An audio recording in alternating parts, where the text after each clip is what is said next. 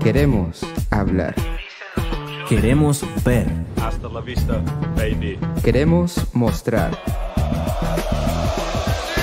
Queremos oír. La crisis de la elite política chilena. Un medio para ti en todas las frecuencias. Esto es Chagual.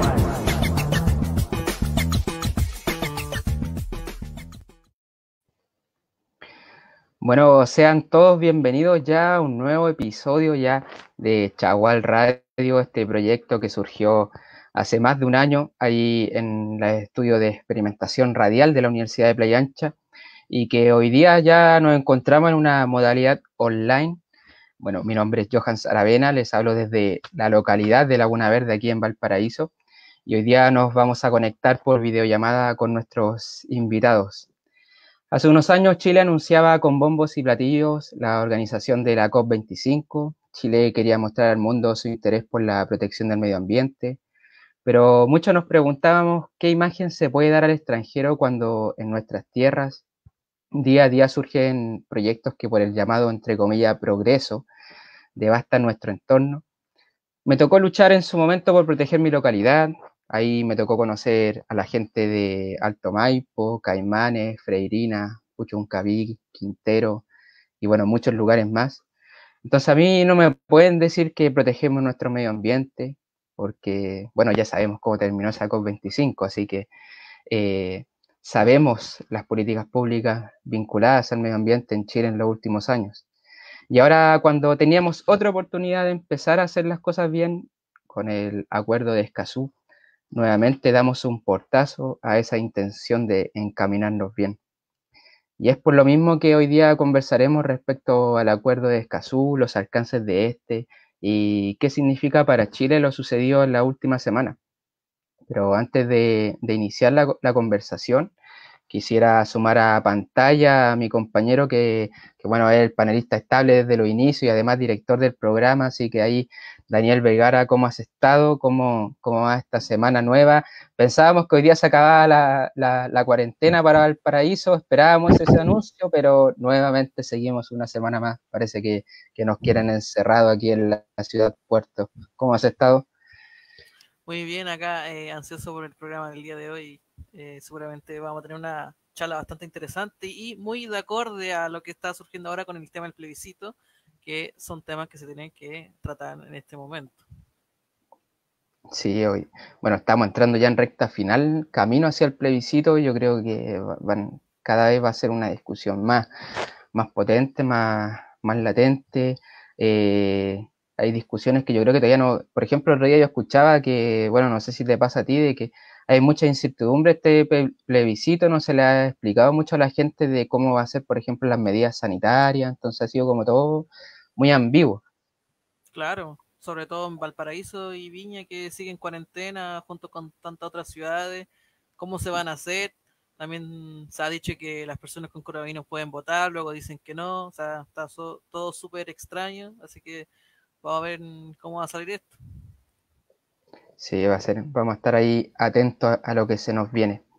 Y bueno, como les comentaba, hoy día vamos a hablar sobre el acuerdo de Escazú, sobre los alcances de este, para que sepamos en qué consiste este acuerdo, que bueno, yo creo que vieron varios ahí en las noticias de que Chile decidió no hacerse parte. Entonces, para eso hoy día invitamos a sumarse al programa a la abogada Valentina Durán, directora del Centro de Derecho Ambiental de la Facultad de Derecho de la Universidad de Chile.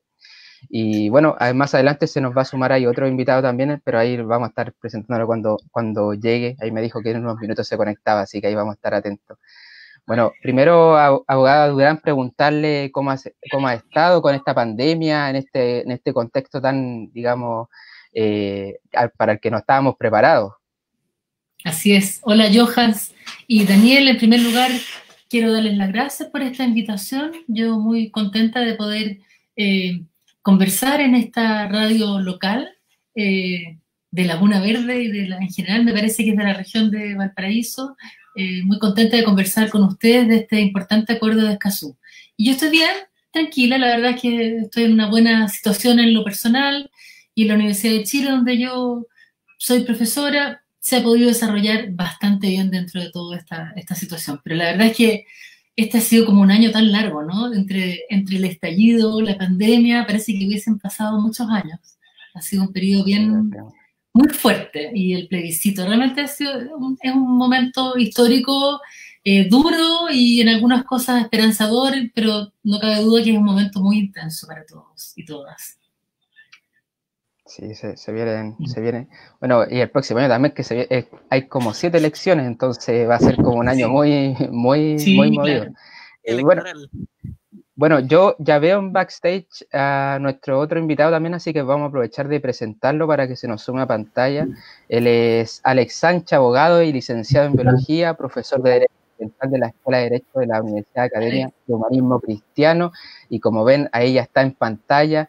También preguntarte a ti, Alex, ¿cómo has estado en este contexto pandémico en el que nos encontramos? Bien, la verdad es que he estado bien, en cuarentenado, bueno, en su momento, tratando de, bueno, ha sido difícil a veces el tema de la convivencia, también a veces es difícil mantener el ánimo estando tanto tiempo encerrado, pero en general bien, la verdad es que veo como una cosa positiva, por lo menos en los temas de medio ambiente, que han tenido mayor tracción que antes, no solamente por el tema del acuerdo de Escazú, sino que también por el hecho, como un breve comentario, el hecho de que toda la sociedad haya tenido como que replantearse frente a lo que está ocurriendo implica de alguna forma la deconstrucción un poco de la sociedad que teníamos, y esta pausa nos obliga también a ver cómo continuamos construyendo la sociedad que sea más amigable con el medio ambiente y que tenga en consideración otros factores, como por ejemplo cómo evitar que ocurra la pandemia. Me imagino que todos también, o no sé si es que todos lo saben, aprovecho de comentarlo, las pandemias se producen en parte por la pérdida de biodiversidad. Es un tema que es conocido, estudiado, hay varios estudios científicos, incluso en Chile, de cómo, por ejemplo, la pérdida de biodiversidad de aves rapaces tiene una consecuencia directa por ejemplo, en el virus Anta. Y eso es súper relevante, porque obviamente entre menos aves rapaces tengamos, más fácil se reproducen los ratones de cola larga, que son los agentes vectores, transmisores del virus, etcétera, etcétera. Así que, por lo menos algo bueno que podemos sacar de la pandemia es que ha habido mayor incidencia en los temas de medio ambiente. Eso por lo menos me tiene contento. Sí, bueno, yo creo que... Qué bueno que seas positivo así, Alex, me gusta. Que vea el lado medio lleno, está muy bueno. Sí, yo creo que varios tenemos como esa mirada de que creo que necesitábamos como este golpe de shock, se podría decir, para que nos empezáramos a replantear cómo era la interacción entre el ser humano con el medio ambiente, para que le tomáramos el peso. Yo creo que ahora mucha gente, por ejemplo, me pasa a mí que yo vivo al lado de la playa, pero igual anhelo ir a la playa, siendo que vivo al lado. Entonces, algo que yo nunca le tomaba el peso, he vivido toda mi vida acá y no le tomaba el peso de que vivo en un entorno tan ameno con el medio ambiente, y ahora uno le toma ese peso. Yo creo que eso ayuda ya a ver el mundo desde otra perspectiva.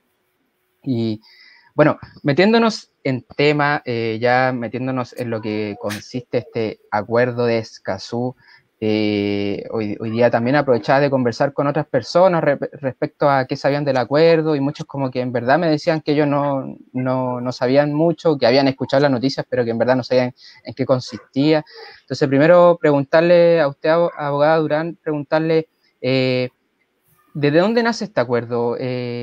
¿Con qué intención? ¿Desde qué organización o qué países fueron los propulsores de empezar con este acuerdo de Escazú? Bueno, el acuerdo de Escazú, primero, es un tratado internacional y fue una idea de Chile. Chile lo propuso cuando se celebró la cumbre de Río +20. No sé si siente una sirena, está como... Sí. Ah, bueno, no puedo controlarlo. Bueno, en esa época que se celebraba Río +20, es decir, 20 años después de la cumbre de Río de 1992, que fue la cumbre de la Tierra, un momento muy importante para para todos los movimientos ambientales y el derecho ambiental, en ese momento Chile propuso avanzar en el principio 10. ¿Y qué es el principio 10 de Río? Es un principio según el cual el mejor modo de abordar las cuestiones ambientales es con la más amplia participación de las personas. Entonces establece 3 derechos de acceso, que son el derecho de acceso a la información, a la participación y a la justicia en asuntos ambientales. Y esto nosotros lo entendemos muy bien si pensamos en nuestra vida, cuando nos ha tocado o a otras personas que podamos conocer, saber que de pronto se va a instalar, o sea, una fábrica, una industria, en un lugar que nosotros apreciamos o donde vivimos, ¿no es cierto? O estar afectados por la contaminación del aire, en los inviernos especialmente. Entonces, frente a esos casos, todos en algún momento tenemos la inquietud de saber, por ejemplo, qué aire estoy respirando, o saber qué contaminantes tiene el agua, en cuestiones que nos afectan a nuestra vida cotidiana, ni que decir las personas que viven en lo que se ha llamado la zona de sacrificio, ¿no es cierto? Esos territorios como Quintero, Concón, Puchuncaví, Tocopilla y otros lugares del país donde se han concentrado muchas unidades productivas con la consiguiente contaminación y una situación que se ha dejado hacer. En todos esos territorios las personas pueden experimentar la frustración de no ser escuchados, de no ser considerados, de no tener la oportunidad de aportar a las decisiones, ya sea en relación con proyectos de inversión, ya sea con el plan regulador de una comuna o con una política de reciclaje, por ejemplo, ahora que hay muchas personas que están interesadas en contribuir con el medio ambiente reciclando, por ejemplo, o poder saber qué contaminantes tiene lo que yo estoy comiendo, ¿no? Los juguetes o lo que le estoy dando a mis hijos, en fin. Entonces, para reconocer esos derechos humanos, que son derechos humanos, el derecho a saber, el derecho a la información, la participación en la justicia, en materias ambientales es que existe este principio 10. Entonces, Chile propuso a un grupo de países de América Latina y el Caribe desarrollar un instrumento que sirviera para mejorar la implementación de este principio y de estos derechos. Y engancharon varios países y fueron 10 los que firmaron una declaración importante. Y ahí se fueron sumando otros, la CEPAL, la Comisión de Naciones Unidas Económica de América Latina y el Caribe, apoyó este proceso y comenzó una fase de negociación que culminó, para hacer un poco el cuento más corto, que culminó el 4 de marzo del 2018. Y ahí, ese día, en Escazú, que es un suburbio de San José de Costa Rica, se adoptó el texto. Estos países, después de hartas negociaciones, fijaron el texto de lo que va a ser este tratado internacional. Y además este tratado internacional tiene algo, el objetivo entonces es implementar efectivamente estos derechos. ¿Para qué? Para asegurar el derecho a un ambiente sano de las generaciones presentes y de las generaciones futuras, y el derecho al desarrollo sostenible.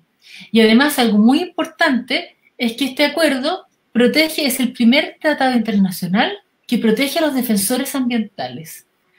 En el mundo, y especialmente en América Latina, nosotros tenemos un récord muy triste según Global Witness. En el año 2019, en América Latina hubo 212 asesinatos de defensores humanos en asuntos ambientales.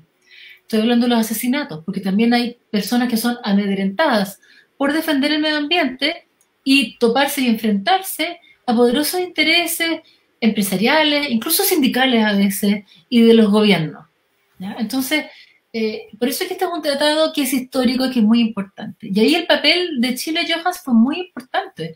O sea, como no sé si quienes nos escuchan habrán oído decir que Chile aquí fue como el capitán Araya, que los embarca a todos y se queda en la playa. Así fue, porque Chile invitó a negociar. Estuvo siempre empujando porque fuese un acuerdo bien ambicioso, que fuese un tratado vinculante, obligatorio. Lo logró. Después el presidente Piñera, en junio, invitó junto al presidente de Costa Rica, de un discurso que está televisado, usted lo puede encontrar por ahí googleando, un discurso en que dice que junto a Costa Rica hemos preparado y hemos encabezado este tratado tan importante para el medio ambiente de la región, invitando a los presidentes de los otros países, de los otros 33 países de América Latina y el Caribe, a firmarlo en la ceremonia que iba a ser el 27 de septiembre del 2018. Y 2 días antes, El presidente, cuando ya la gente iba camino en el avión, camino a Nueva York, a la firma de esta importante ceremonia, decide no firmar. O decide en esa época, dijo, vamos a postergar la firma y lo vamos a pensar un poco más. Y eso es lo que pasó, y por eso es que estamos hablando tanto del acuerdo de Escazú. Si quieres te dejo que me pregunte un poco más porque podemos seguir contando la historia, pero no creo que esto sea un poco tampoco. Daniela, ahí tienes una pregunta. Sí, mencionabas que este acuerdo era de los pocos que contemplaba la protección de estos líderes ambientales. ¿De qué manera se incluye eso? ¿O de qué manera supuestamente se haría efectiva esta protección? Porque Latinoamérica ha sido bien conocido por ese oscuro lado, Colombia, Chile, muchos países han tenido ese conflicto. ¿Cómo lo haría este acuerdo?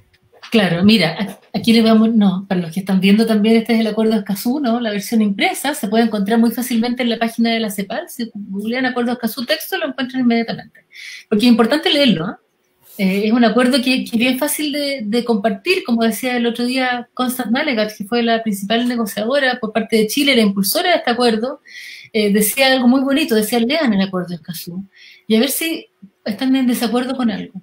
A veces hay algo que les llama la atención, que les parece que no sea aceptable para Chile. Difícil.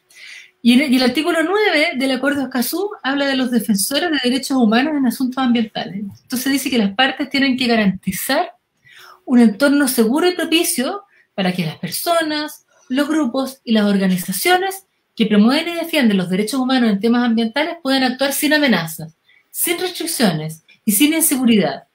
Dice que las partes tienen que tomar medidas para reconocer, proteger y promover los derechos de estos defensores, incluido la vida, la integridad personal, la libertad de opinión y de expresión, entre otros derechos. Lo que quiero decir es que este acuerdo no es que cree, no es que invente nuevos derechos, son derechos humanos que todos tenemos, pero hace especial hincapié en la necesidad de respetar estos derechos humanos de los defensores ambientales.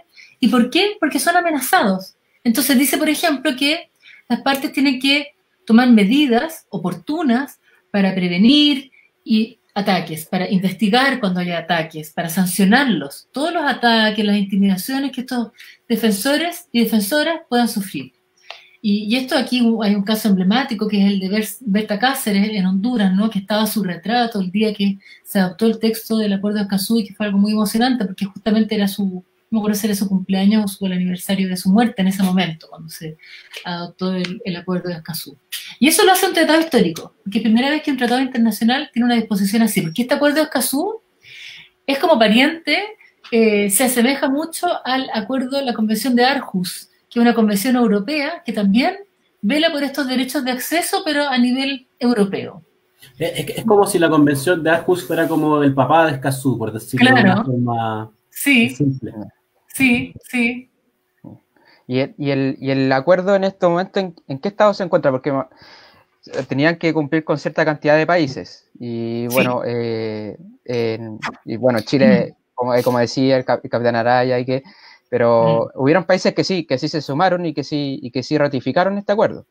Sí. Mira, en la vida de un tratado internacional, primero está la negociación. Después los que negocian adoptan el texto y dicen, ya, este es el texto, no le vamos a cambiar ni una coma más. Después de eso viene la firma, y la firma es el acto por el cual el Ejecutivo, es decir, los presidentes, firman el tratado. Y eso no obliga todavía a los países y ni hace que el tratado entre en vigor, pero sí obliga a una cosa importante, que es a no atornillar al revés, es decir, a no tomar acciones que vayan en contra de los objetivos del tratado. Y después, cada país tiene que llevar el tratado a sus respectivos congresos nacionales, y ahí se produce la aprobación o la ratificación. Entonces, ahí viene la ratificación, que es cuando los países sus congresos aprueban el tratado, y después va como el representante diplomático y lleva la aprobación de ese tratado a la Secretaría, y ahí se contabiliza ese país como un Estado parte. Escazú, para entrar en vigencia internacional, para pasar a ser obligatorio, necesita que 11 países lo hayan ratificado. En este momento hay 24 países que ya firmaron el Acuerdo de Escazú. Entre ellos Brasil, la mayoría de los países de estos 33 que lo pueden firmar, lo firmaron, 24, incluyendo países del Caribe que nosotros no conocemos mucho. ¿Qué países no han firmado el Acuerdo de Escazú? Por ejemplo, El Salvador, Cuba, Venezuela, Trinidad y Tobago, y un par más, y Chile. Esos son los países que no han firmado. Después, los países que ya firmaron están en distintos niveles de avance para su ratificación. Hace 3 días, Argentina aprobó en su Congreso el Acuerdo de Escazú. Así que Argentina está listo, falta el trámite de llegar y depositar esa aprobación del Congreso. Colombia está avanzando, Perú está avanzando, Uruguay ya lo ratificó, Ecuador lo ratificó. En total, tenemos 10 países que lo han ratificado. 9 formalizados, Argentina falta que lo formalice, cuestión de tiempo. O sea, en este momento falta un solo país. No es cierto cuando se dice que este acuerdo va lento, que es como sospechoso que pocos países lo hayan firmado y ratificado. No es cierto. En pandemia avanzó bastante rápido para que son los ritmos de los tratados internacionales. El acuerdo de Minamata se demoró como 5 años en entrar en vigencia internacional. Nosotros llevamos 2 años desde la ceremonia de firma y ya estamos a un estado de entrar en vigencia. Ahí, Daniel, ¿alguna pregunta? Sí. Es curioso eso, ¿por qué justamente en pandemia se aceleran estos procesos y no anteriormente? Sí, no, yo no digo que se acelera. Lo que quiero decir es que a pesar de estar en pandemia, porque eso yo creo que eso más bien puede haber demorado la ratificación del tratado. ¿Por qué? Porque, bueno, al principio los congresos en algunas partes no estaban sesionando. En Argentina, por ejemplo, les costó volver a sesionar, tuvieron que ponerse de acuerdo de cómo sesionaban. No sé si alguien vio esa polémica, de si sesionaban en vivo y en directo, o en vivo y en directo y en Zoom. Entonces, obviamente que la pandemia ha hecho que todo sea más lento, porque los funcionarios públicos todos somos personas que nos tenemos que cuidar. Y lo que quiero destacar, Daniel, es que a pesar de la pandemia, el acuerdo ha avanzado. Yo creo que hubiese ido un poco más rápido sin pandemia, pero quiero decir que a pesar de la pandemia, igual ha avanzado. Yo no veo ahí una asociación entre el objetivo del convenio, no, simplemente quiero destacar ese punto, digamos, ¿eh? Que a pesar de esta situación, hay países que sí creen que es importante, y Argentina con mucho entusiasmo, hace 2 días lo ratificó 3 días lo ratificó en su Congreso. Bueno, antes de continuar con las preguntas, quisiera hacer la mención de las redes sociales, ahí para la gente que nos ha estado viendo, que nos está viendo en Twitter, ahí se ha estado conectando en YouTube, se ha estado conectando en Facebook, invitarlos a que nos sigan en Chagual, nos sigan en redes sociales, nos pueden encontrar en Facebook como Chagual, ahí estamos teniendo programas de lunes a domingo con diversas temáticas y se nos han ido sumando nuevos programas, así que ahí para que estén atentos. También en YouTube estamos como Chagual TV, también vamos con transmisión en vivo. Ahora estamos ocupando una segunda plataforma que es Chagual TV Deportes, porque la plataforma oficial está castigada porque transmitimos la final de la Champions League femenina y un canal español ahí nos presentó una denuncia y nos castigaron por 3 meses, así que por eso estamos hoy día con Chagual TV Deportes, que es otro canal de YouTube que tenemos. En Twitter también nos pueden encontrar como Chagual Digital, que es nuestra tercera señal, que también vamos en vivo con algunos programas, vamos en vivo ahí también. Estamos también subiendo noticias ahí con nuestro corresponsal Ernesto Molina, que le mandamos un gran saludo, que se nos sumó hace poco al equipo, así que ahí nos pueden encontrar en Chagual Digital en Twitter. En Instagram también nos pueden encontrar con Chagual Digital. Hemos estado ahí haciendo algunos experimentos, hubieron algunos programas que nos resultó, pero la idea es que sea nuestra cuarta plataforma donde podamos salir en vivo para que también la gente de Instagram nos vea, ya que hay mucha gente que está en esa red social. También nos pueden encontrar en Spotify. Todos los programas que nosotros realizamos en Chagual Radio, después los respaldamos en Spotify para la gente que quizás no nos puede ver, pero sí nos puede estar escuchando por esa plataforma. Nos pueden encontrar como Chagual Radio. En Twitch también nos pueden encontrar como Chagual Digital. Ahí estamos, ahí es nuestra como una plataforma más para la comunidad de las nuevas generaciones gamers, ahí con los videojuegos, ahí con los chiquillos. Ahí estamos también interactuando con ellos para que conozcan lo que es Chagual y también generar contenido para ellos. Y bueno, continuando ya con nuestro programa, pasando ya al segundo bloque que teníamos preparado, preguntarle al abogado aquí Sánchez, preguntarle a su manera de ver la situación, ¿a qué cree que se debe que el gobierno chileno haya decidido no hacerse parte de este acuerdo? Y bueno, la verdad es que yo creo que siempre, cuando el gobierno dice que, textualmente el gobierno decía que no era bueno para Chile, lo que hay que decir es que parece que no es bueno para los negocios que hay en Chile. Esa es como la realidad de las cosas. Al principio, ustedes, como uno puede ver como la prensa que ha habido asociado a todo el tema de Escazú, al principio el gobierno alegaba de que iba a tener problemas en el fondo con Bolivia, que implicaba cesiones de soberanía, lo cual es completamente falso. Valentina ahí también siempre estuvo como, en la academia siempre estuvo como iluminando un poco el debate y aclarando de que efectivamente no habrían problemas de soberanía en el Tratado de Escazú, a pesar de que la editorial de diarios como La Tercera también replicaban esos argumentos del gobierno. Y lo interesante es que se puede ver cómo en las últimas semanas, mientras que se acercaba el plazo, se estaba acercando para poder firmar el acuerdo de Escazú, el gobierno empezó a cambiar de argumentos también, lo que era bastante como interesante, porque es como si se hubieran dado cuenta que los argumentos originales que habían planteado, los problemas de soberanía, no eran suficientes. Entonces empezó también a aparecer, por ejemplo, apareció hace poco una columna en el diario El Mercurio del ex subsecretario de Medio Ambiente, Felipe Riesco, alegando que también Chile tendría que adecuar su legislación interna, porque también sucede esto muchas veces, que los países, los estados en realidad firman y ratifican tratados, y después en el fondo tienen que darle cumplimiento a esos tratados, no basta simplemente con firmarlo. O sea, el tratado, según la Constitución en Chile, los tratados internacionales son fuentes de derecho, o sea, generan cierta obligatoriedad.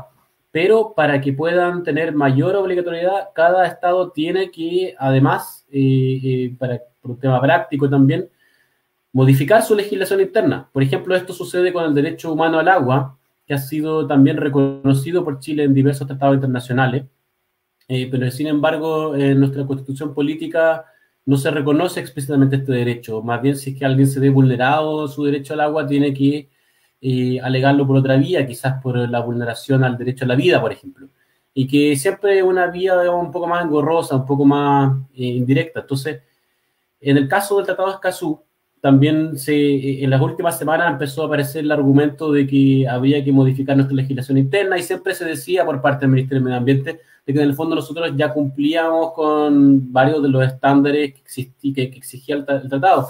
Lo cual, la verdad es que es falso, porque basta con mirar una realidad regional, por ejemplo, lo que estábamos conversando hace un rato atrás con Valentina.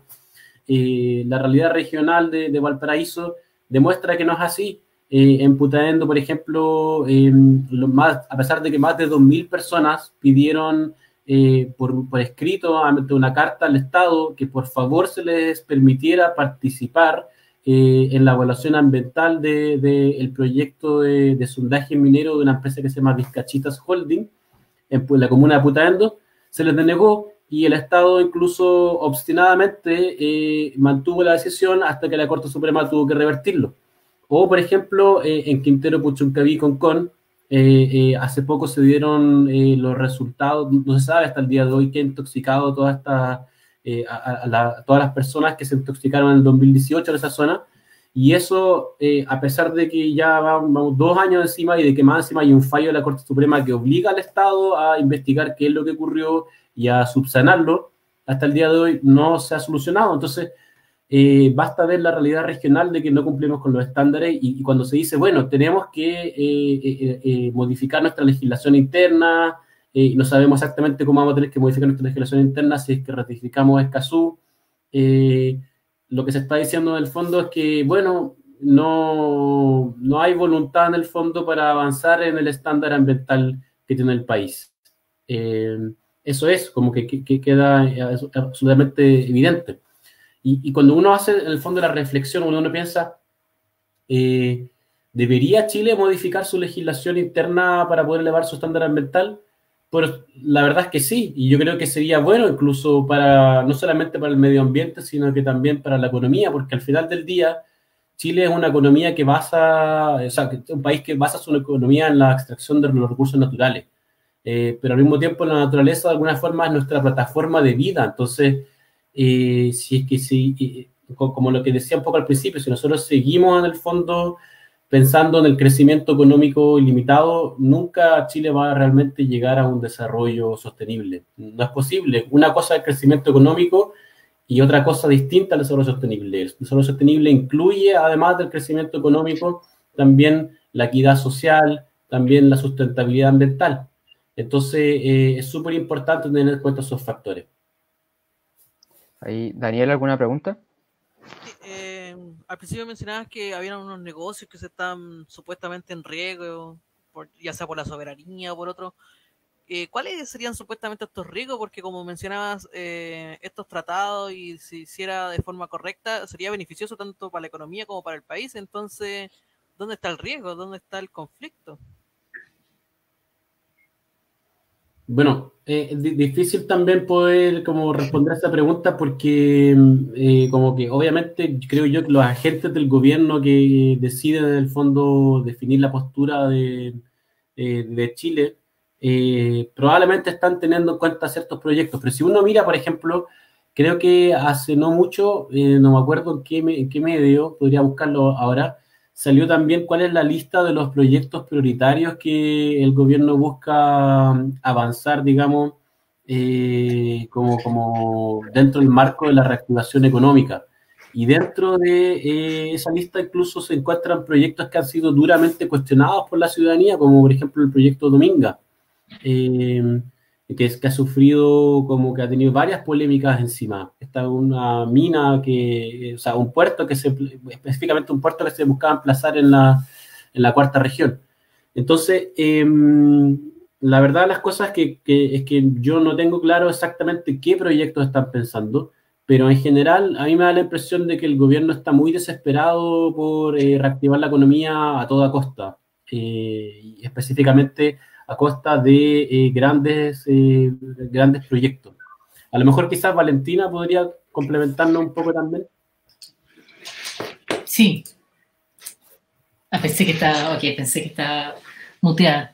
Bueno, la verdad es que en todas estas razones que se han dado para no firmar el acuerdo de Escazú, parece realmente que en el fondo se está tratando como de construir una justificación como a posteriori, o sea, después de haber tomado la decisión política, y la verdad es que, claro, da a pensar que aquí lo que se está haciendo es proteger intereses, pero intereses yo diría muy mezquinos y intereses como bien ciegos, ¿no? De corto plazo, porque uno puede empatizar y entender que necesitamos desarrollo productivo, eso no hay duda, ¿no? Necesitamos empresas, necesitamos iniciativas privadas. Para mí eso a mí no me genera ningún problema, fuera de que sí quisiera que tuviésemos un desarrollo más sofisticado, con creación de valor, porque eso es lo complicado, como decía Alex, del extractivismo, ¿no? Que en el fondo se extraen los recursos naturales no renovables y después no nos quedamos con nada. Entonces es importante sofisticar nuestra economía, crear valor y todo eso. Entonces, lo que pareciera haber detrás es una creencia de que mayor participación o mayor protección al medio ambiente es como una barrera al desarrollo.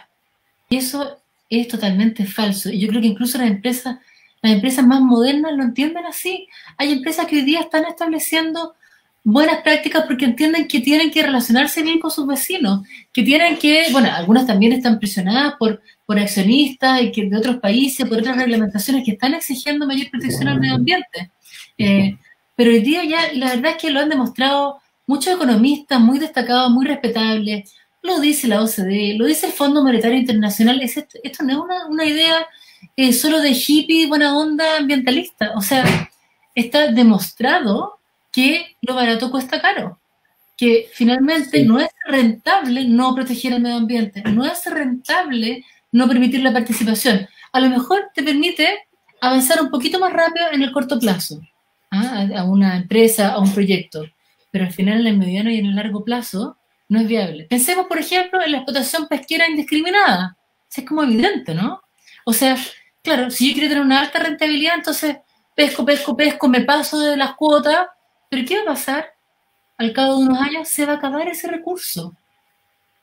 Y eso pasa con todo el medio ambiente. Estamos agotando, por eso que cada cierto tiempo se habla una vez al año, el día del sobregiro del planeta. Estamos agotando nuestros recursos, estamos sobregirando, estamos usando los recursos que pertenecen a las generaciones futuras, a quienes le estamos impidiendo su derecho a un aire puro, los estamos poniendo en riesgo. Entonces, esta es una situación muy dramática, que francamente a mí esta situación me produce mucha indignación por esta ceguera, francamente. Yo veo que eso es lo que está detrás.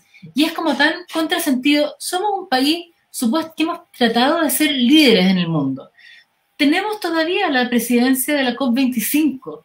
El Acuerdo de París, en el cual se basa esta COP25, que busca revertir este cambio climático y limitar, ojalá, a 1,5 grados el aumento de la temperatura, requiere un compromiso enorme de todos los estados. Y también ese acuerdo reconoce la importancia de la participación y de la transparencia para poder definir las medidas, para poder adaptarnos y para poder mitigar y evitar este cambio climático. Entonces, aquí se han dado argumentos de, mira, hay que ser prudentes, ver si nos conviene. Oye, si aquí hay que hacer una transformación radical, porque si no, no vamos a tener tierra para los negocios, no vamos a tener nada. O sea, esto no es viable. Lo entienden los niños. Los niños y las niñas lo entienden. Entonces, ¿cómo es posible? También lo entienden muchos sectores, algunos, digamos, integrantes del sector privado.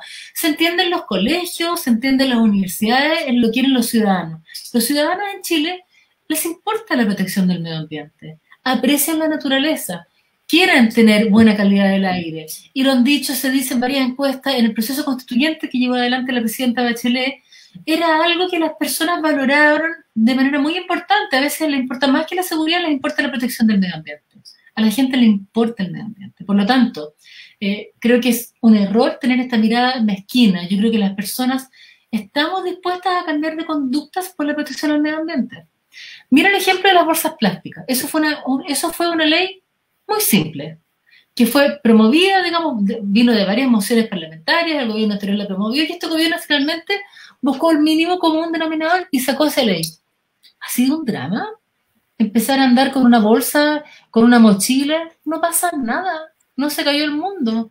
Y así como eso, hay muchas conductas que nosotros podemos modificar, todos los ciudadanos y también las empresas, bueno, tendrán algunos costos, pero estamos hablando finalmente de derechos humanos, estamos hablando de la vida, estamos hablando de la naturaleza, que ya sea que nosotros querramos proteger la naturaleza por su valor intrínseco, o bien porque nosotros la necesitamos para poder seguir viviendo en este planeta, no es posible que pretendamos tener un desarrollo a espaldas de la naturaleza.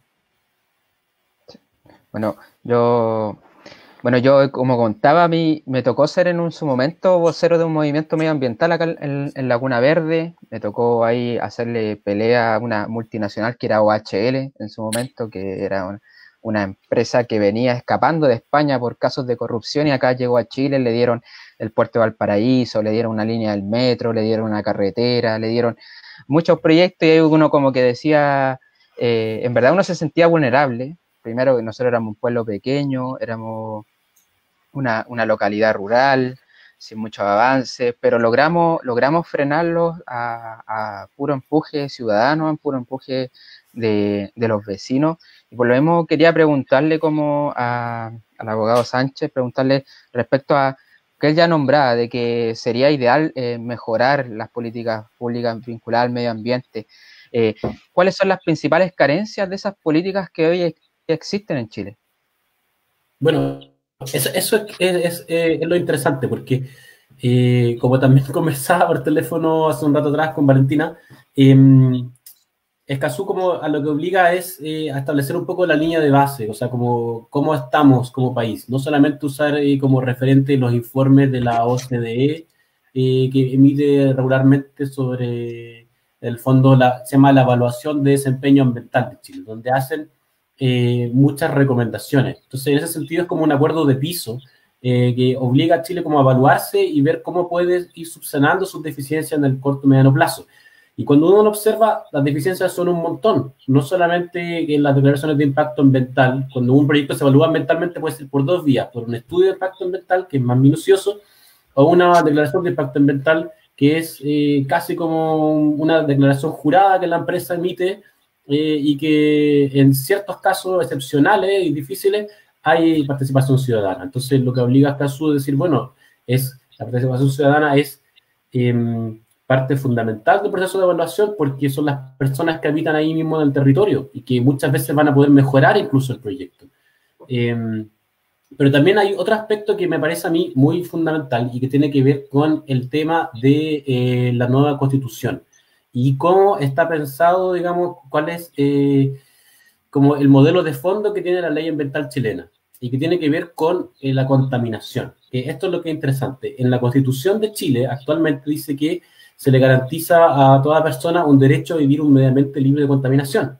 Pero después cuando uno va a la ley de bases de medio ambiente y en el fondo ve en qué momento se entiende que un ambiente está contaminado, la verdad es que para que se entienda que esté contaminado el medio ambiente tiene que haber una norma, una regulación adicional a la ley, adicional a la Constitución, que fije un máximo posible de contaminantes, por ejemplo, un máximo de arsénico, un máximo de, no sé, dióxido de azufre, o un máximo de metales pesados. Y solamente cuando existe una norma, que ese tipo de norma se llama norma de calidad ambiental, porque fija cuál es la calidad del medio ambiente que es permisible, solamente cuando se supera ese máximo, ahí recién se entiende que el medio ambiente está contaminado y ahí recién se entiende que el gobierno de turno tiene que dictar un plan, digamos, de descontaminación, que suena bonito, plan de descontaminación, como por ejemplo el de Quintero Puchuncaví Concón. A uno le da la ilusión como que cuando se cumpla este plan, toda la zona de Quintero Puchuncaví va a estar descontaminada. No, no es así. El plan de descontaminación es solamente respecto del contaminante específico que se superó en su respectiva norma de calidad, por ejemplo, y que implica que va a tener que volverse a los niveles permisibles. Entonces, lo terrible de todo esto es que mientras que no exista una norma de emisión o de calidad, que son estas normas accesorias que la ley exige, no se puede entender que, por ejemplo, una laguna está contaminada con hidrocarburos, o no se entiende que los suelos de Quintero Puchuncaví pueden estar contaminados con los metales pesados de combustión del carbón que se produce ahí por las termoeléctricas. Entonces, lo que es interesante es que en el primer artículo de Escazú dice: cada parte garantizará el derecho de toda persona a vivir en un medio ambiente sano. Eso es una evolución así gigantesca respecto a lo que hay en Chile hoy, porque en Chile hoy solamente es el derecho a vivir en un medio ambiente libre de contaminación. No sé si es que se entiende como la diferencia radical que esto implica, porque es como si después los abogados dijeron, ya, pero solo se va a entender contaminado cuando dictemos una norma que diga que este es el máximo que se permite y solamente cuando se supere ese máximo. Pero cuando se dictan las normas de Chile, más encima son más laxas de lo que recomienda la Organización Mundial de la Salud. ¿Cuándo se dictan? Porque muchas veces hay normas que no se han dictado aún, como la norma de calidad de agua, por ejemplo, marítimas, y la norma de suelos, como les comentaba. Entonces, ¿cuál es la realidad? La realidad es que la gente que vive en estos lugares, en los hechos está contaminada, pero jurídicamente, legalmente, no se puede entender que está contaminado y por lo tanto puede persistir la negligencia del Estado respecto a esas personas. Entonces, si es que hay un punto para mí que es crucial en la ley ambiental chilena, la verdad es que es ese, como cuál es como el modelo de fondo que hay, y que Escazú parece como resolverlo de buena forma. Y también lo importante de esto es que la batalla no está perdida, digamos. Por ejemplo, ahora está en trámite una ley de cambio climático, y en la ley de cambio climático se pusieron indicaciones parlamentarias que lo que apuntan es tratar de no resolver este problema de fondo, porque ya es muy difícil resolverlo con la ley de cambio climático y cambiar todo el modelo, pero la verdad es que igual es una oportunidad para tratar de trabajar estos temas de fondo.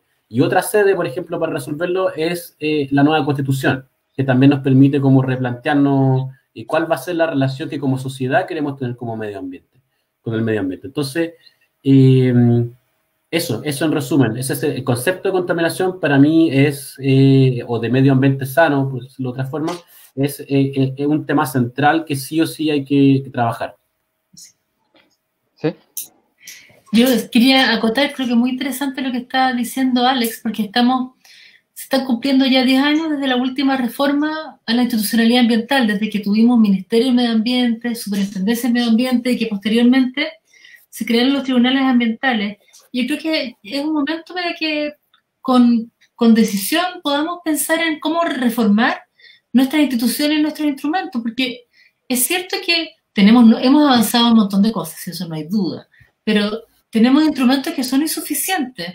Es decir, como bien decía Alex, hay metales, contaminantes que no están normados, para los cuales no existen normas. Si bien, por ejemplo, no es necesario que estén normados para poder establecer que hay un daño ambiental, no tenemos suficientes instrumentos preventivos para evitar eso.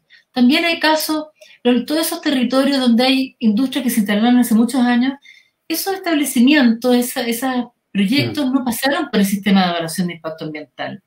Y la verdad es que, por ejemplo, ya sería hora que esos proyectos pasen por el sistema para que se comprometan con medidas de mitigación y de compensación de sus impactos. También uno podría pensar, y eso nos lleva un poco a la discusión constitucional, ¿no?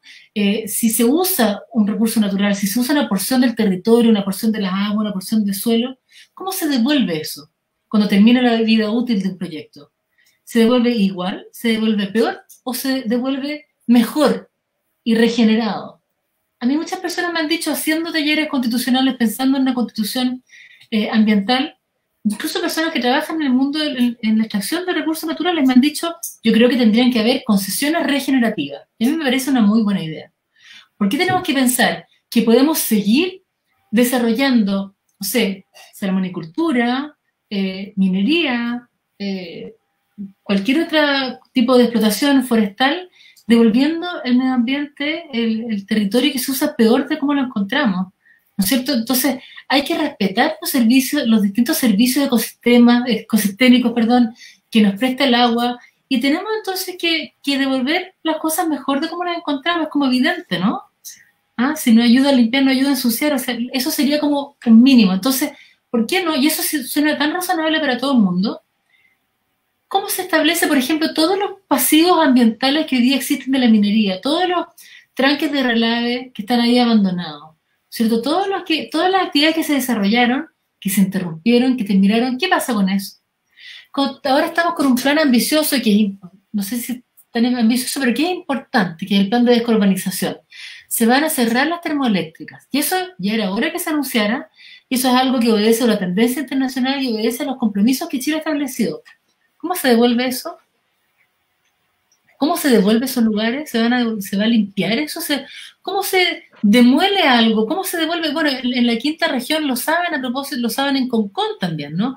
Y eso es muy importante, y eso no es un favor que tenga que hacer el que se quiere instalar. Ni siquiera creo que le corresponda al que se quiere volver a instalar en un lugar que ha sido contaminado, no le corresponde necesariamente a él limpiarlo.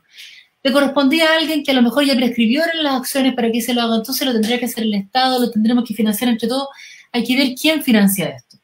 Pero lo que no puede seguir pasando es que pague Moya, por decirlo así, ¿no? Tenemos que poner sobre la mesa los costos de todas las decisiones, de todas las inversiones, y establecer entonces la forma en que eso se financie. Lo que no puede ser es que el costo de una determinada actividad lo suman las personas más vulnerables, lo suman los niños con problemas respiratorios a quienes se les reduce la esperanza de vida.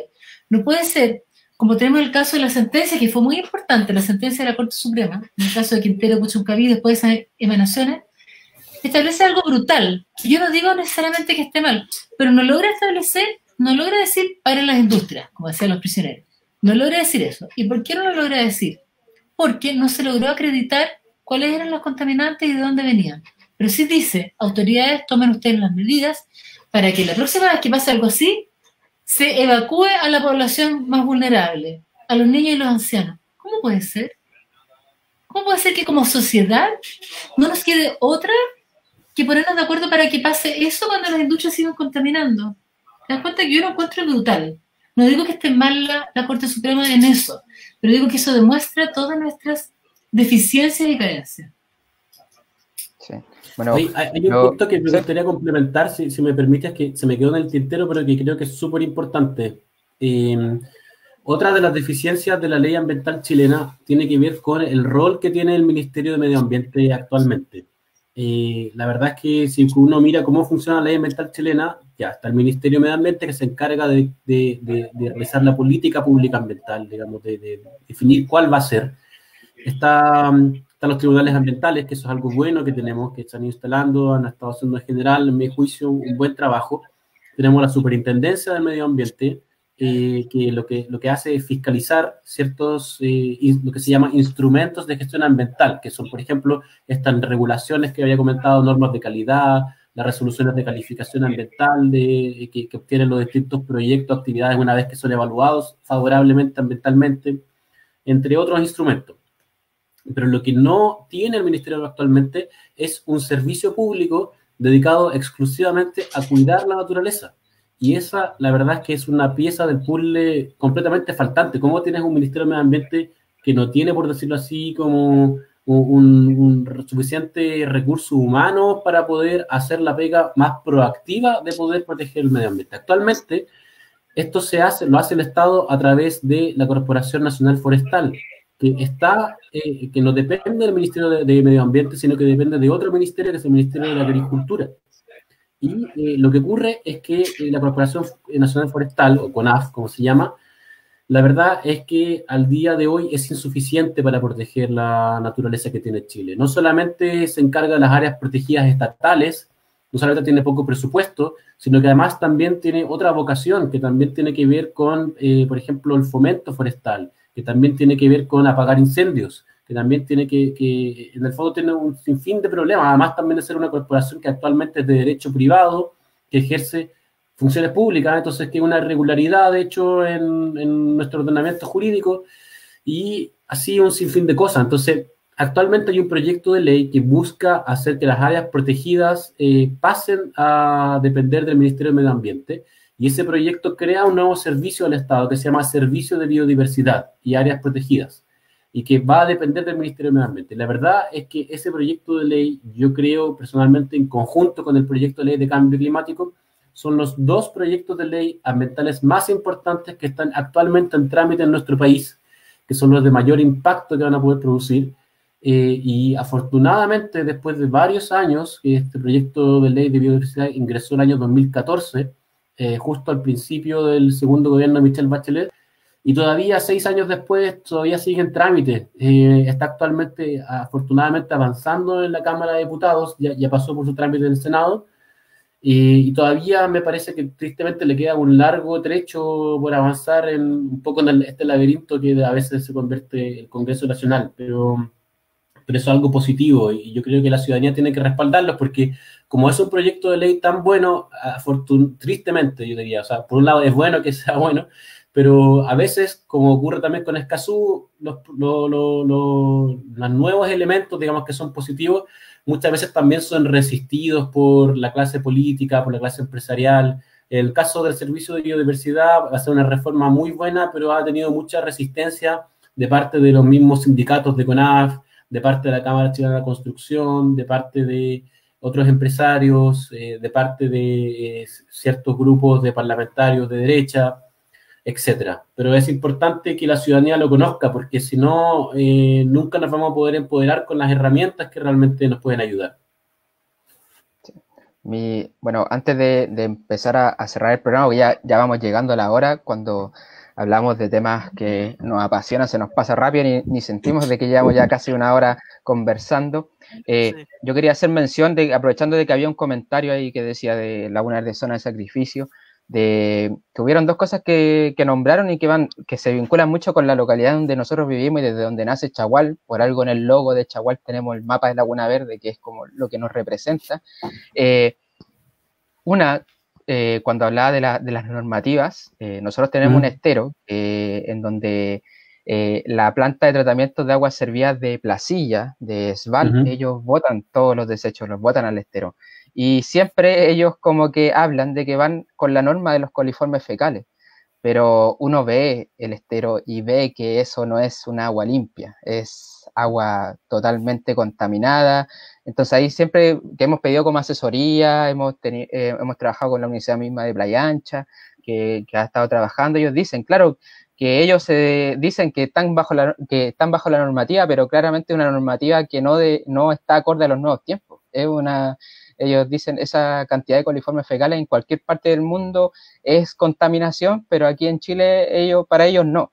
Entonces, exactamente, eso es lo que me refería con el concepto de contaminación en nuestra legislación. Entonces ahí por eso, la gente de Laguna Verde es la que más nos ve después de este programa durante la semana, y para que vean más o menos por qué, porque ellos siempre preguntan. Yo también fui dirigente de la Junta de Vecinos, entonces era como constantemente esas discusiones de que por qué nosotros no hacemos algo, y es claramente porque cuesta bastante luchar cuando la cancha está inclinada solo para un lado. Entonces cuesta mucho hacer ese trabajo. Y lo otro también que nosotros en Laguna Verde tenemos una termoeléctrica que según un estudio de la Universidad de Chile del 2014, si no me equivoco, 2015, que la sitúa como la más contaminante y la más ineficiente del sistema interconectado central, que es la termoeléctrica de AES Gener, tenemos nosotros aquí en Laguna Verde, y que se puede decir que agradecemos de que una planta hoy día considerada una planta de emergencia, entonces no está funcionando, sino que está ahí como en pausa, pero claramente por eso nosotros en Laguna Verde decimos es una zona de sacrificio, porque ya nos querían destruir la biodiversidad, primero con un puerto granelero, en su momento se paralizó porque el principal inversor falleció, entonces por eso se paralizó eso. Después vino el proyecto OHL con las rocas, tenemos el estero contaminado, tenemos el vertedero Los Molles, que es un vertedero que recibe casi el 70% de la basura de la región, la recibe ese vertedero y los percolados llegan a Laguna Verde. Entonces, somos una zona bastante golpeada en cuanto a medio ambiente, y los que conocen Laguna Verde en verdad saben que es una zona que se caracteriza por ser como dice su nombre, verde, playa, bosque, campo, pero que nadie protege. Entonces ahí también tenemos, bueno, y también tenemos ahí un conflicto con CONAF, que es el tema de que la biodiversidad de Laguna Verde ha sido consumida por los pinos y eucaliptos. Entonces, exactamente. Por eso te hacía mención del punto del servicio de biodiversidad que viene a reemplazar las labores de CONAF en torno a la protección de la biodiversidad. Entonces ahí nosotros, bueno, Laguna Verde tenemos muchas cosas que luchar, pero ahí decimos, vamos paso a paso, hay que buscar un frente a la vez, porque cuando tenemos por tantos lados, al final nos dividimos fuerzas y al final no logramos ningún avance. Y bueno, encuentro súper importante lo que tú dices, porque efectivamente hay una gran asimetría, porque a las comunidades como ustedes y otras les cuesta mucho encontrar asesoría técnica y asesoría jurídica. O sea, y eso es una asimetría muy importante. El Acuerdo de Escazú justamente habla que los países se deben comprometer a brindar asesoría, sobre todo a los más vulnerables, asesoría técnica y jurídica, ojalá gratuita. ¿Cómo no va a ser importante? Yo lo entiendo perfectamente. Nosotros tenemos una clínica ambiental en la Universidad de Chile donde llevamos causa de personas. La verdad es que nadie puede pagar un abogado especialista en temas ambientales con lo largo que son esos casos y esos litigios. Entonces eso debe ser un servicio que provea el Estado. Es demasiado grande la asimetría. Ahora, cuando logra llegar a la justicia, logra llegar a los tribunales, hay que decir que igual las cosas están cambiando, pero para eso hay que poder llegar, y eso ya es muy difícil, o sea, hay que tener los medios, ¿no? Pero, por ejemplo, en la jornada de Derecho Ambiental del 2017, recuerdo muy bien que el ministro Sergio Muñoz, de la tercera sala de la Corte Suprema, dijo, nos está en puerto seguro al cumplir la norma. Es decir, ya no basta, y fue muy claro en eso, muy enfático, y no es casualidad que lo haya dicho, ya no le basta a las empresas cumplir con la norma. Me refiero entonces, por ejemplo, a este caso, ¿no?, que ustedes dicen de los coliformes fecales, o sea, cada vez los tribunales y las cortes se están entendiendo que el estándar cambió. Y por eso también que el concepto para el recurso de protección de las cortes de apelación y la Corte Suprema, sobre todo, el concepto de vivir en un medio ambiente libre de contaminación ya se va superando. Pero el problema es que para poder llegar a esas decisiones emblemáticas que a veces toman los tribunales o la Corte Suprema, hay que tener los recursos de poder llegar hasta ahí. Y muchas veces se llega y se obtiene una sentencia simbólica muy importante, pero después viene el tema del cumplimiento. Es decir, todos quisiéramos ahorrarnos los costos del litigio, todos como sociedad. Obviamente que siempre sospechan de los abogados y quieren que lo único que queremos... eso ya es otro tema. Pero evidentemente para toda la sociedad sería mejor evitar esos litigios. Es muy sensato lo que tú... No conozco el caso particular, pero es muy sensato decir, mira, esta agua se ve sucia, perdóname, se ve sucia. Y si tú estableces que tiene coliformes fecales, por más que te puedan demostrar que está dentro de la norma... no sirve. Claro, no, a ustedes no les sirve, y eso es muy razonable, y a lo mejor tampoco les sirve a los ecosistemas. Y yo creo que nuestro derecho ya no ampara tanto como antes amparaba ese tipo de situaciones. La dificultad es poder llegar a ser escuchado, entonces poder llegar a la Superintendencia de Medio Ambiente, poder llegar a los tribunales, pero para eso también necesitas a veces asesoría estratégica, asesoría de comunicaciones, y son largas batallas y complicadas. Eso es lo que quería comentar también, para todas las personas que nos están escuchando, que en el fondo sienten que tienen problemas de medio ambiente, se sienten vulnerados por estas situaciones, no pierdan el aliento, porque, claro, hay ONGs que se dedican a esto, súper buenas, de una calidad súper buena, a la academia también se dedica a esto, como basta, la verdad es que contactar a un profesional del tema está a un correo electrónico de distancia, a un Twitter de distancia. No es algo complicado, sobre todo que ahora estamos todos encerrados, entonces nos obliga aún más a usar los medios digitales. Y la verdad es que aun cuando el primer contacto que uno haga no te responda y el segundo no te pueda atender porque no sé, pues no tiene las competencias, sí te van a apuntar eventualmente a alguien que te pueda ayudar. E incluso, por ejemplo, contactar a los parlamentarios. Están los correos electrónicos de cualquier parlamentario en la página web de la Cámara, y ellos tienen asesores, y digamos, y no todos van a contestar, algunos nunca van a contestar nada, y hay otros asesores que van a contactar a la gente y van a, en el fondo, por último, a ayudar a la comunidad a hacer un trabajo de relacionamiento político, orientarlos, ponerlos en contacto con otros abogados, con ONGs, etcétera, o vincularlos con otros ciudadanos que también están trabajando en la misma causa. Entonces, en el fondo, el estado del medio ambiente, el estado al que hemos llevado al planeta ahora es bastante triste y lamentable a lo que hemos llegado como especie humana, pero todavía hay gente que le preocupa este tema. Lo importante es aprovechar de relacionarse con las personas que tengan el mismo interés que uno y ver cómo se puede armar algo concreto, porque si no, de otra forma, mejor nos vamos para la casa todos y nos quedamos ahí nomás.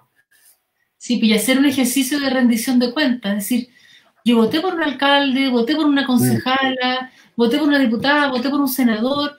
No, ir a hablar con ellos, escribirle, como dice Alex, está eso disponible. Está, digamos, están los correos, entonces hay que hacer ese ejercicio de rendición de cuentas. También hay una herramienta que es muy importante, que son las solicitudes de acceso a la información pública. A través del banner de gobierno transparente de todos los ministerios, de todos los municipios, uno puede hacer una solicitud, pedir copia de algo, hacer una pregunta, y uno le tiene que contestar en 20 días hábiles. Y es una herramienta muy importante y poderosa, y hay que usarla. Sí, solamente también dos comentarios, como, no sé si se acordarán, el escándalo de la colusión de las farmacias se destapó porque una mujer fue a comprar un anticonceptivo a la farmacia y se dio cuenta que le estaban cobrando más que el mes anterior. Y también el escándalo Penta y Sokimich, no sé si se acordarán de eso, también se reveló porque una persona se dio cuenta de una irregularidad que trabajaba en el Servicio de Impuesto Interno, puso la denuncia y renunció, no le importó renunciar, y a partir de eso se destapó toda una ola que, bueno, después descubrimos de qué se trataba, pero en el fondo basta muchas veces la voluntad de un solo ciudadano, y por eso también es tan importante el acuerdo de Escazú, porque lo que hace es empoderar esa voluntad ciudadana a que pueda llegar a algo, que no quede solamente en la frustración. Sí. Bueno, yo sumarme a eso lo que decías de cuando, porque a mí, bueno, en su momento me invitaban mucho a dar charlas en la universidad a estudiantes para explicar como la historia que tuvimos con el No a la Cantera, porque en verdad fue fructífera, logramos que la empresa se fuera. Entonces yo les comentaba de la importancia de lo que es generar comunidad, y primero nosotros cuando empezamos el movimiento en contra de esta empresa, que en su momento esta empresa española, éramos 5 o 6 personas para una comunidad de 10.000 personas, porque muchos creían que era progreso, que iba a haber empleo, que iba a haber más beneficio para Laguna Verde, siendo que en el proyecto lo único que decía era que la empresa iba a dejar un semáforo e iba a hacer charlas sobre biodiversidad para los vecinos. Entonces, pero los vecinos creían que iba a venir con empleo y todo eso.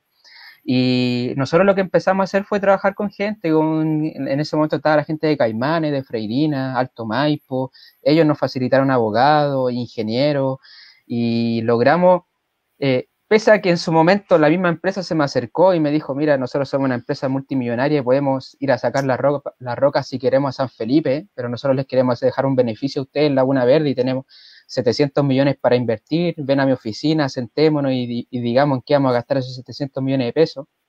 Nosotros lo que hicimos fue de que presentarle tantas observaciones técnicas que se le encareció tanto el proyecto, que al final ellos se desistieron de sacar las rocas de Laguna Verde porque ya no era un provecho económico. Entonces, y fue todo gracias a esto, de que conseguimos contactos con universidades, con otros movimientos, con otras ONG que nos facilitaron estos profesionales, porque claro, yo por ejemplo cuando me pasaron a mí el documento del proyecto con 700 páginas, para mí, y mucho en un lenguaje muy técnico, que para mí era muy difícil de digerir, y que en verdad el trabajar con estos profesionales me hicieron entender mucho mejor el proyecto, saber a qué punto atacar, especialmente cuando nos invitan a los medios de comunicación. Entonces, en verdad hay que generar esta alianza y trabajar en conjunto organizaciones, que lamentablemente igual nos pasa de que a lo mismo que yo creo que pasa en la sociedad en general en Chile, de que algunas veces los egos nos juegan en contra, los movimientos medioambientales también sucede esa situación que de repente como que los egos funcionan en contra, que de repente en comunidades pequeñas que tienen el mismo problema, se arman 3 organizaciones que van luchando por lo mismo, pero tienen como diferentes cabecillas.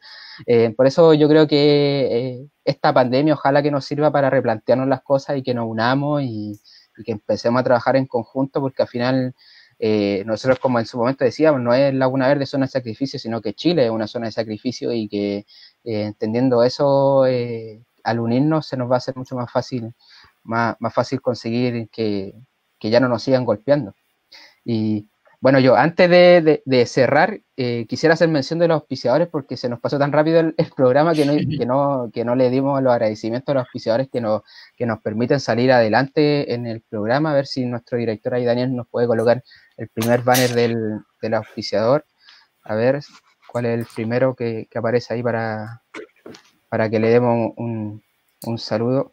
Bueno, este es un emprendimiento cercano, porque es un emprendimiento de mi madre, que es de aquí de Laguna Verde, que ella vende pasteles, dulces, brazos reinas, kuchen, pay de limón, tortas de yogur, aquí en Laguna Verde.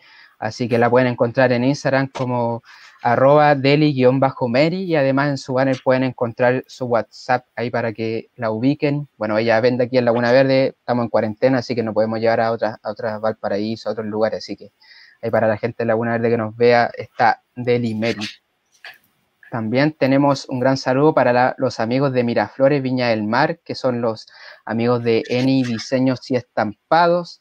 Ellos estampan poleras, asas, nos han regalado poleras para regalar en los programas, así que son grandes amigos y los pueden encontrar ahí en Facebook como Eni Diseños y Estampados, y también aparecen sus números de WhatsApp para que lo ubiquen. Ellos hacen envío en toda la región, así que ahí los pueden contactar a los amigos de Eni Diseños y Estampados.